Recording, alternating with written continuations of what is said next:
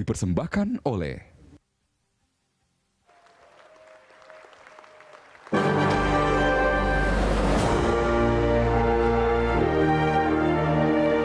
para pasangan calon dan penonton hadirin. Kini kita masuk ke sesi keempat dan ini adalah sesi yang harusnya sangat menarik karena pertanyaan yang diajukan bukan berasal dari tim panelis tetapi dari para paslon sendiri. Terbuka ruang untuk saling berargumen menjual gagasan terbaik. Yang perlu saya garis bawahi adalah tema pertanyaan harus tetap dalam koridor malam ini, yaitu tentang pembangunan sosial ekonomi untuk Jakarta yang dapat diturunkan ke masalah sosial ekonomi tentunya, transportasi, lingkungan hidup, keamanan, serta pendidikan. Moderator berhak meminta paslon mengganti pertanyaan jika dianggap tidak sesuai atau keluar dari tema yang ditetapkan oleh KPU Jakarta. Sesi ini akan dimulai dari pertanyaan salah satu pasangan calon ke calon lainnya selama 1 menit. Kemudian calon yang ditanya memiliki waktu menjawab selama 1,5 menit. Respon ini akan ditanggapi kembali oleh pasangan calon penanya selama 1 menit. Dan terakhir kembali ditanggapi oleh paslon penjawab selama 1 menit juga. Dan kita langsung saja supaya bisa menjadi lebih mudah dipahami. Kesempatan pertama saya berikan kepada paslon 1 untuk bertanya kepada paslon 2. Waktu Anda 1 menit. Silakan. Sebentar, ke paslon 2. Silakan Bu Silvi. Paslon 2 ya? Paslon 1 bertanya kepada paslon kedua. Terima kasih Mbak Ira, Pak Basuki, Pak Jarod. Bapak sudah nonton film Jakarta Unfair mungkin ya? Jadi saya hanya ingin bertanya Pak, itu kan tentu dokumenter yang menggambarkan derita dan nestapa dari warga Jakarta, rakyat kecil yang hidupnya sudah sangat sulit dan akhirnya tergusur ke tempat lain. Bapak punya alasan tentunya mengapa menggusur, tetapi bagaimana perasaan Bapak sebagai pemimpin sekaligus pengambil kebijakan tersebut melihat warga yang hidupnya semakin sulit begitu, semakin sulit dan akhirnya kehilangan segalanya. Mereka disegel, setelah itu harus terhempas dari kota Jakarta selama-lamanya. Akhirnya nanti pertanyaannya adalah Jakarta ini untuk siapa? Warga yang mana yang kita ingin bahagiakan?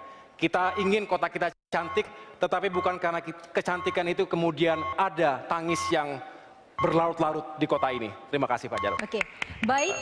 Ditahan dulu, paslon 2 Anda memiliki waktu 1,5 menit untuk menjawab pertanyaan tersebut. Silakan. Ya, ini memang mungkin pasangan calon 1 lihatnya hanya lokasi tertentu.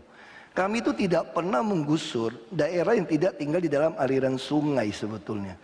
Jadi kalau sekarang orang Jakarta menikmati musim La Nina saat ini, hampir semua kota negara Asia itu tenggelam karena La Nina. Tapi coba lihat Jakarta, kami mengurangi 2/3 lokasi banjir. Yang dulu di Semper saya datang, itu 3 minggu tenggelam. Sekarang hanya berjam-jam saja, karena sudah kami kerjakan. Jadi kami bukan melakukan fisik untuk menyingkirkan orang. Justru orang-orang banyak saya temuin bersyukur. Bersyukur sekarang dia merasa keluarganya aman. Kalau dulu kau dengar suara ambulan katanya, wah ngeri, apakah anak saya yang meninggal jatuh ke sungai atau ketabrak. Tapi sekarang dia bisa bekerja dengan baik, toh ongkos juga tidak bayar. Ini sekali lagi seolah-olah kami mengusir orang Jakarta. Yang tidak mendapat rusun itu adalah penyewa yang datang dari luar kota sebetulnya. Tapi kalau dia berKTP DKI pasti dapat rusun. Karena rumus kami sangat sederhana. Kalau rusun belum tersedia, terpaksa banjir kami biarkan tetap terjadi. Makanya jangan heran Bapak Ibu, masih ada 400 titik lebih kalau hujan masih tergenang banjir. Kenapa? Karena pembangunan rusun kami belum siap. Kalau rusun sudah siap, baru kami kerjakan. Itulah yang kami katakan manusiawi kami. Terima kasih. Baik, kini saya berikan kembali kepada paslon 1, Pak Agus dan Bu Silvi, giliran Anda menanggapi dalam waktu 1 menit apa yang sudah disampaikan paslon 2. Saya jadi bingung. Bagaimana ya dengan Bukit Duri kok bisa jadi menang ya? Itu yang saya pikirkan. Apa kemenangan itu semu? Atau artinya nggak bermakna? Kalau jadi seorang pemimpin saya kira mesti mengevaluasi ya. Bahwa yang dilakukan ini menabrak hukum atau tidak.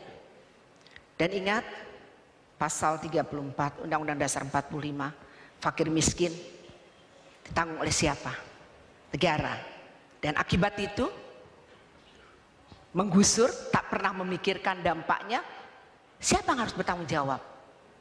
Nah, disinilah dibutuhkan komitmen seorang pemimpin. Pemimpin yang punya hati, pemimpin yang memikirkan rakyatnya mesti sejahtera. Terima kasih. Waktunya masih tersisa. Baik, saya langsung saja kepada Pak Basuki dan Pak Jarod, silahkan menanggapi kembali.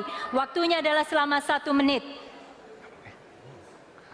Karena tadi udah dari saya mulai saja. Kadang-kadang kalau saya baca berita ya, Ibu Sirvi saya juga bingung. Waktu datang ke Krukut Januari dia bilang, warga harus cerdas.